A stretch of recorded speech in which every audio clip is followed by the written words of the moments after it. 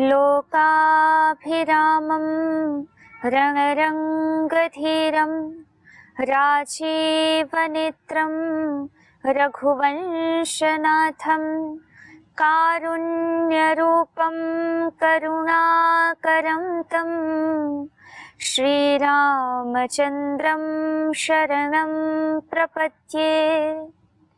मनोजवं मारुततुल्यवेगं जितेन्द्रियं बुद्धिमतां वरिष्ठं वातात्मजं वानरयूथमुख्यं श्रीरामदूतं शरणं प्रपद्ये। ॐ श्री गुरुभ्यो नमः।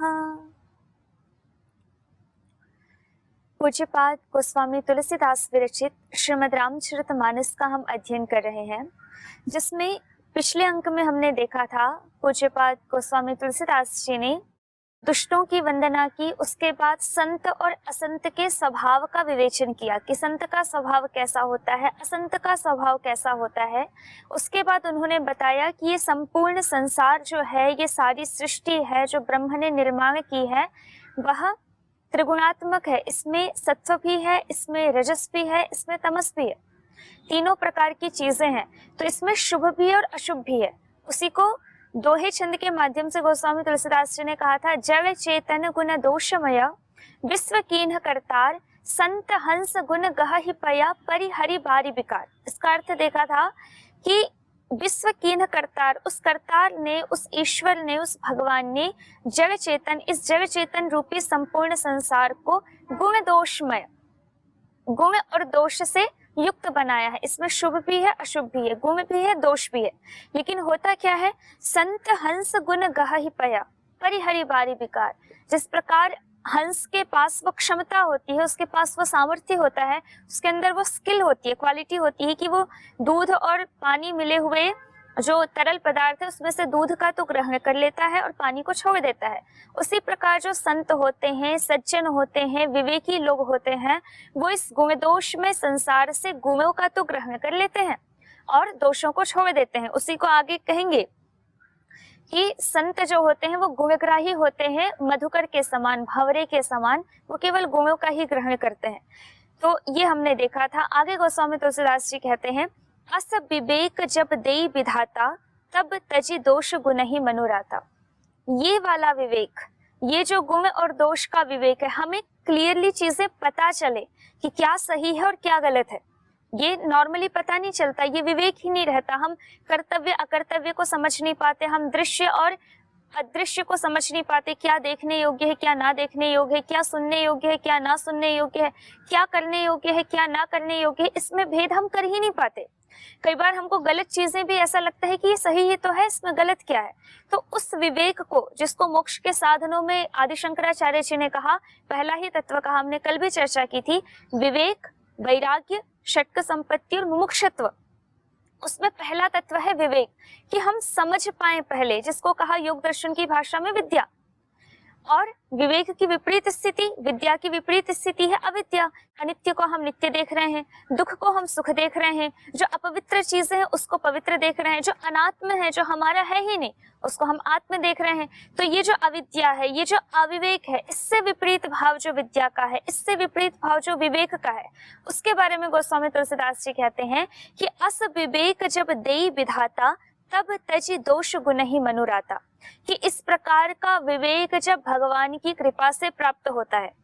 अब भगवान की कृपा क्यों कहा, क्योंकि पहले क्या बात कही थी, बिनु सत्संग विवेक न होई, बिना सत्संग के विवेक प्राप्त नहीं होता। और राम कृपा बिनु सुलभ न सोई। और वो सत्संग जो विवेक की जननी है, जो विवेक का मूल कारण है, वो सत्संग बिना प्रभु की कृपा के मिल नहीं पाता। कह दिया, बिना हरि कृपा मिल ही नहीं संता। सत्संग कौन कराएगा, संत कराएंगे। और संतों का समागम कभी भी बिना हरि की कृपा के, बिना प्रभु की कृपा के प्राप्त नहीं होता। उस विवेक की बात यहाँ पे गोस्वामी तुलसीदास जी कहते हैं, अस विवेक जब देई विधाता तब तजी दोष गुण ही मनुराता, कि वो विवेक जब हमको प्राप्त हो जाता है तो मनुष्य क्या करता है, दुर्गुणों को छोड़ता है, दोषों को छोड़ता है, अशुभ को छोड़ता है, अविद्या को छोड़ता है और विद्या से, शुभ से, सद्गुण से, सकारात्मकता से वो युक्त होने लगता है। लेकिन फिर यहाँ पर एक बात आती है, विवेक का अर्थ यहाँ पर केवल शब्द ज्ञान नहीं है। केवल शब्द ज्ञान तो एक छोटे से बालक को भी है, शब्द ज्ञान तो उस चोर को भी है जो चोरी कर रहा है, शब्द ज्ञान तो उस हत्यारे को भी है जो हत्या कर रहा है, उसको पता है कि कौन सी चीज गलत है, कौन सी चीज सही है। विवेक शब्द का प्रयोग ही तब किया जाता है जब वह शब्द ज्ञान तत्व ज्ञान में बदल जाए, जब वह आचरण में आ जाए, जब वह व्यवहार में आ जाए, या व्यवहार में आने की स्थिति, वो संकल्प, वो द्वेलिकता हमारे मन में आ जाए कि अब हमने जो ज्ञान प्राप्त किया है या जो हमें पता है कि ये होना चाहिए, ये नहीं होना चाहिए, उसको हम अपने व्यवहार में देख सकते हैं, उसको यहाँ पर विवेक कहा है। नहीं तो शब्द ज्ञान तो होता है, लेकिन शब्द ज्ञान के बाद भी हम जो नहीं करना चाहिए वो करते रहते हैं। तो यहाँ पर कह रहे हैं तब तजे दोष गुण ही मनुराता, उस समय जब विवेक जागृत हो जाता है तब हम दोष से हट जाते हैं और गुण में हमारी प्रवृत्ति हो जाती है। नहीं तो यदि केवल शब्द ज्ञान होता है तो क्या स्थिति होती है, जैसे दुर्योधन कहता है भगवान श्री कृष्ण से, जानामि धर्मम न च मे प्रवृत्ति, है केशव मैं धर्म जानता हूँ, मुझे पता है कि क्या जरूरी है, क्या करना है, मुझे पता है कि मैं गलत कर रहा हूँ, लेकिन न च मे प्रवृत्ति, मैं धर्म को जानता तो हूँ लेकिन मेरी धर्म में प्रवृत्ति होती ही नहीं है। और जानामि अधर्मम, अधर्म भी जानता हूँ लेकिन न च मे निवृत्ति, मेरी उससे निवृत्ति नहीं हो पाती। हमारा अधिकतर जीवन ऐसे ही बीतता है कि हम धर्म को जानते हैं लेकिन उसमें प्रवृत्ति नहीं हो पाते, अधर्म भी जानते हैं लेकिन उससे निवृत्ति नहीं हो पाते। एक विद्यार्थी को पता है कि उसको होमवर्क मिला है, यदि वो आज उसको पूरा कंप्लीट नहीं करेगा तो कल क्लास में पनिशमेंट मिलेगी। हर एक गृहस्थ का जो उसका दिन भर का क्रियाकलाप, उसको पता है कि आज इतने इतने काम नहीं हुए तो पेंडिंग हो जाएगा, एक साथ बर्डन आ जाएगा। हर किसी को पता है, हर बच्चे को पता है, विद्यार्थी को पता है कि यदि सिलेबस टाइम पे पूरा नहीं किया तो मेन एग्जाम के टाइम पे प्रॉब्लम आएगी। धर्म जानते हैं, कर्तव्य जानते हैं, लेकिन प्रवृत्ति नहीं हो पाती, पढ़ने की प्रवृत्ति नहीं हो पाती। एक रोगी व्यक्ति जानता है कि यदि वह गलत खान पान करेगा तो उसके शरीर पर नकारात्मक प्रभाव पड़ेगा। वो ये जानता है कि योग का अभ्यास करेगा, संयमित जीवन जिएगा तो उसका स्वास्थ्य ठीक हो जाएगा, लेकिन प्रवृत्ति नहीं होती और गलत खाने पीने से निवृत्ति नहीं होती। तो ये विवेक की स्थिति नहीं है, ज्ञान तो है लेकिन अभी वो आचरण में आया नहीं है। यहाँ पर गोस्वामी तुलसीदास जी कह रहे हैं विवेक अर्थात हमारे व्यवहार में अब वो चीज आ गई है, वो दृढ़ हो चुका है वो ज्ञान। उस समय हम दुर्गुणों को छोड़ देते हैं, गलत चीजों को छोड़ देते हैं, अकर्तव्य को छोड़ देते हैं और कर्तव्य से युक्त हो जाते हैं। आगे एक विशेष बात गोस्वामी तुलसीदास जी कहते हैं, कह रहे हैं काल स्वभाव कर्म बरियाई, भले प्रकृति बस चुकई भलाई।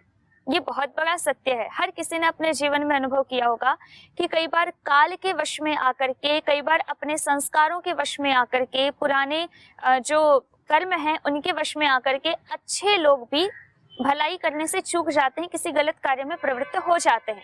ये बहुत सिद्धों की, संतों की बात हो, साधकों की बात हो, हम अपने सामने वाले किसी के भी जीवन में देख सकते हैं कि व्यक्ति का स्वभाव अच्छा है, उसका पूरा आचरण अच्छा है, लेकिन कभी संस्कारवश, कभी संग दोष के कारण, कभी काल की ऐसी प्रबलता होती है कि वह गलत आचरण कर बैठता है, जबकि वो उसका स्वभाव नहीं है।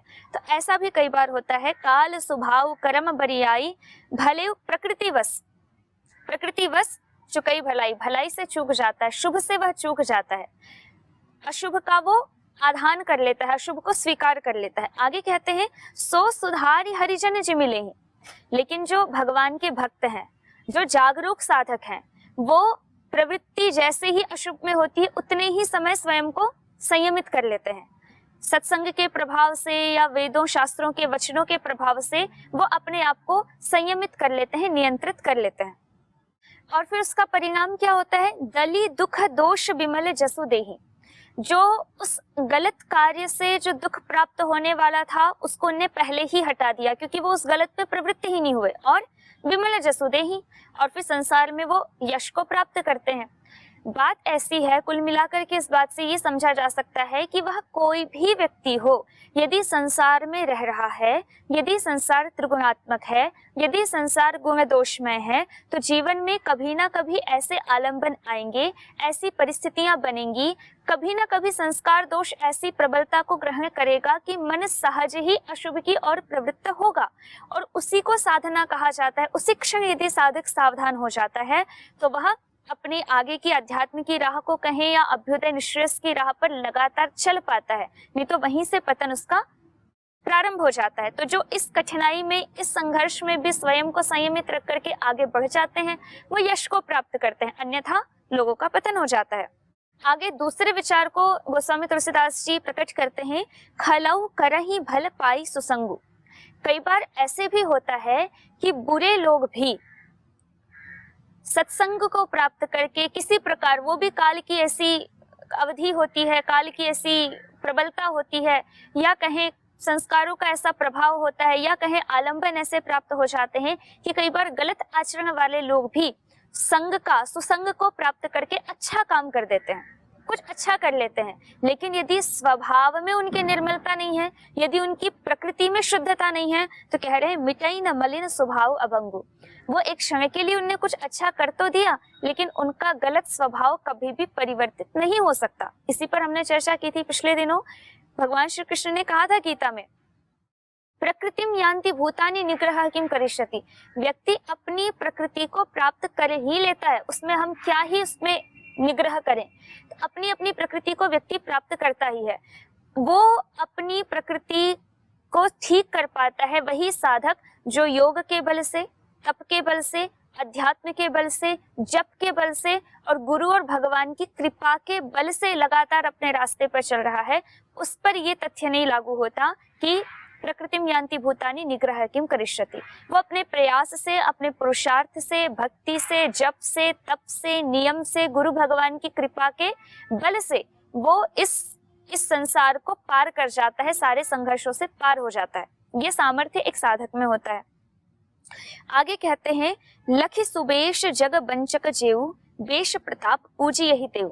हर प्रकार की संभावनाओं को गोस्वामी तुलसीदास जी उद्धृत कर रहे हैं कि कई बार ऐसा होता है कि अच्छा वेश बना करके, क्योंकि संसार में वेश की महिमा है, कई बार व्यक्ति, उसका आचरण बुरा हो, उसका स्वभाव बुरा हो, लेकिन उसने साधु का वेश धारण किया हुआ है तो संसार में वह पूजित होता है, क्योंकि वेश की पूजा होती है। वेश का बहुत बड़ा महत्व है। तो कह रहे हैं, लखि सुबेश जग वंचक जेऊ। कई बार जो ठग होते हैं, जो वंचक होते हैं, वो लखी सुवेश, उनके सुवेश को देख करके वेश प्रताप पूजी ही जो, संसार उनके वेश की पूजा भी करता है, लेकिन उघर ही अंत न होई निभाऊ। गोस्वामी तुलसीदास जी कहते हैं कि केवल वेश के द्वारा संसार में लंबे समय तक व्यक्ति पूजित नहीं हो सकता।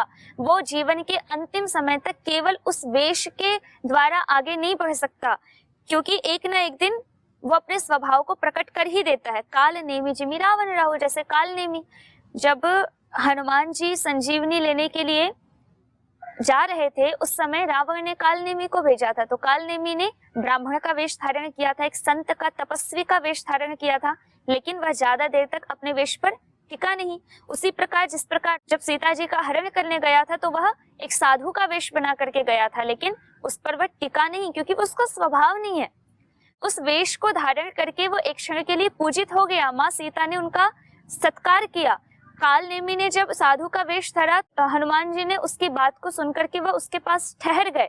और उसी प्रकार से राहु ने जब देवताओं का वेश धरा अमृत पान के लिए, तो कुछ क्षण के लिए उसने भ्रमित किया संसार को, लेकिन अंत तक एक बना बनाया वेश ज्यादा दिन टिक नहीं पाता, क्योंकि हमारा स्वभाव, हमारा आचरण उभर करके संसार के सामने आता ही है। इसलिए गोस्वामी तुलसीदास जी कह रहे हैं कि संत का, साधु का केवल वेश नहीं होना चाहिए, बल्कि वैसा हमारा आचरण भी होना चाहिए। आगे कहते हैं कि ये हु कुबेशु साधु सन्मानु, लेकिन व्यवहार की और आचरण की क्या महिमा है। भले ही वेश कुख्यात हो, भले ही वेश सुंदर ना हो, शोभायमान ना हो, जैसे श्री हनुमान जी का, जैसे जामवंत का, उनका शरीर वानर का था, रीछ का था, जैसा कथाओं में आता है, जैसे पौराणिक कथाओं में मिला है, उसके बाद भी संसार में दोनों पूजित हैं। किस लिए? वेश से पूजित नहीं है, अपने स्वभाव से पूजित हैं, अपने आचरण से पूजित हैं, अपनी सेवा से पूजित हैं, अपने शुभ और पवित्रता से पूजित हैं। तो कह रहे हैं कि किए हूँ कुबेशु साधु सन्मानो। एक साधु ने भले ही कैसा ही वेश धारण किया होगा, लेकिन उसके व्यवहार और उसके आचरण से वो सदैव सम्मान का ही पात्र होता है। और जिमि जग जामवंत हनुमानु, जैसे जग में जामवंत और हनुमान प्रसिद्ध हैं।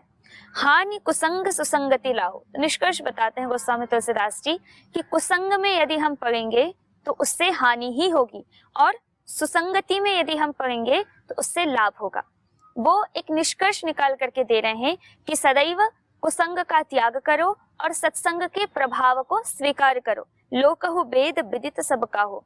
लोक में हो या वेद में हो, शास्त्र में हो, सभी में ये बात विस्तार पूर्वक कही गई है कि कुसंग का प्रभाव विनाश है और सुसंग का प्रभाव उत्कर्ष है।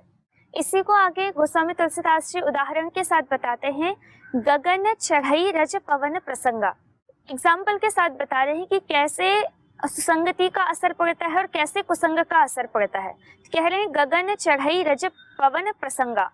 जो रज होती है, धूल होती है, यदि वह पवन का आश्रय ले ले, वायु का आश्रय ले ले, तो उसका ऊर्ध्वारोहण हो जाता है, वह गगन में पहुंच जाती है, आकाश में पहुंच जाती है। और कीच ही मिलई नीच जल संगा। और यदि वह बहते हुए पानी का आश्रय ले ले तो वो कीचड़ में बदल जाती है। तो प्रभाव ऐसे पड़ता है, चीज एक ही है, व्यक्तित्व एक ही है, हम एक ही है, लेकिन यदि हमारा सानिध्य अगर सत्संग के साथ हुआ है तो हमारा उत्थान हो जाएगा। वही यदि हमारा संपर्क कुसंग के साथ हुआ है तो हमारा पतन हो जाएगा। तो उसी को कह रहे हैं गगन चढ़ई रज पवन प्रसंगा। यदि वह रज, वह धूल यदि पवन का संपर्क लेती है तो वह आकाश में पहुंच जाती है, और वो यदि धरती पर पड़े हुए जल के संपर्क में आती है तो वही कीचड़ बन जाती है। वैसे ही साधु असाधु सदन सुख सारी, सुमिरहि राम देहि गनिगारी। अगर एक सुख, तोता जिसको कहते हैं, वो साधु के घर में हो या असाधु के घर में हो, दोनों के घर में सुख तो वही है, लेकिन साधु के घर में है, सुख हो या मैना हो, सुख सारी सुख हो या मैना हो, यदि वह साधु के घर में है तो साधु के मुंह से वह ग्रंथों के वाक्य सुनेगा, नाम जब सुनेगा, राम का नाम सुनेगा तो वह वही बोलेगा। और यदि वह असाधु के घर में हो, किसी कसाई के घर में हो, तो वह मारो काटो के शब्द ही बोलेगा। किसी दुर्जन व्यक्ति के घर में हो तो उसके मुंह से गालियां सुन करके वह गाली ही देगा। तो वही कहा साधु असाधु सदन सुख सारी। सदन अर्थात घर।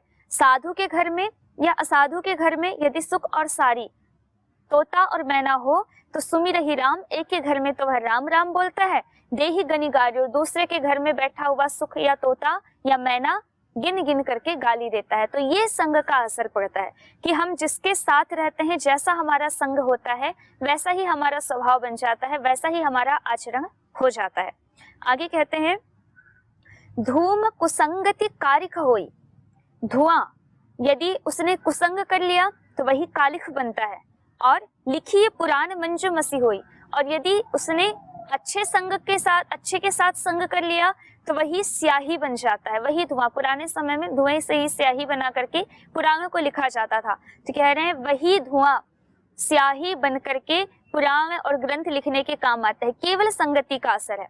सोई जल अनल अनिल संघाता, होई जलद जग जीवन दाता।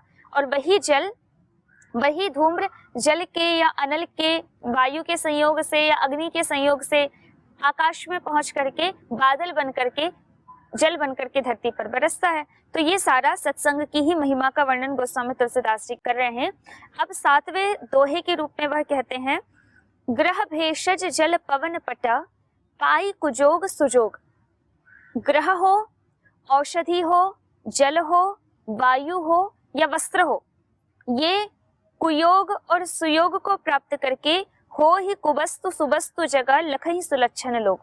अगर ये कुयोग हो जाता है इनका तो ये बुरी वस्तु बन जाते हैं। वही यदि सुयोग हो जाता है, अच्छे के साथ यदि इनका संग हो जाता है तो यही अच्छी वस्तु बन जाते हैं। तो वस्त्र वही है, जल वही है, औषधि वही है, लेकिन अगर गलत समय पर ले ली गई, गलत मात्रा में ले ली गई तो वही हानिकारक हो जाती है। सही समय पर सही मात्रा में ले ली गई तो वही पथ्यकारी हो जाती है। आगे वाले दोहे में वह कहते हैं, एक और उदाहरण देते हैं, सम प्रकाश तम पाख दोहूं, नाम भेद विधि कीन।